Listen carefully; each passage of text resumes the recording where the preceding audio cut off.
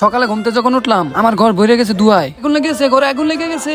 আরে মা তুমি ডরায়ও না, তোমার স্কুলের জন্য টিফিন বানাচ্ছিলাম। কি এই কাম তো মাই করবো? তোমার আম্মু তো তোমার নানুদের বাসায় গেছে, আর তোমার আম্মুর আসতে কিন্তু 1 সপ্তাহ দেরি হইব। এই যে লো তোমার লাঞ্চ। আরে সবাই চলে আসো, আজকে আমার বাবার হাতের রান্না খাবো।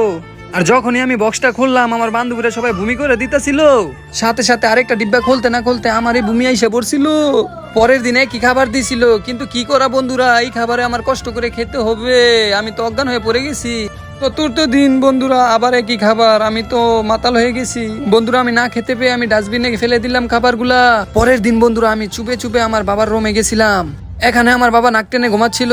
বন্ধুরা আজকে আমি বাবার অ্যালার্মটা চেঞ্জ করে দিব, আর এদিক দিয়ে আমি অনেক সুন্দর করে অ্যালার্মটা চেঞ্জ করে দিছি। এখন আমি চুপচাপ স্কুলে চলে যাইতেছি। আরে বাপরে 10টা বাজে গেছে, আজকে এই অ্যালার্মটা বাজে নাই কেন? সমস্যা নাই, 12টা বাজার আর 2 ঘন্টা বাকি আছে, আমি তাড়াতাড়ি যাই। আরে এখানে দিয়ে বৃষ্টি নেমে পড়ছে, এখন আমি কিভাবে যাব? ছাতাটা অন করে নিলাম। পার্ট 2 অনেক ইন্টারেস্টিং হতে চলেছে, তোমরা লাভ কমেন্ট করো পার্ট 2 দেখার জন্য। আর কে কোন ক্লাসে পড়ো অবশ্যই কমেন্টে বলে যাবা।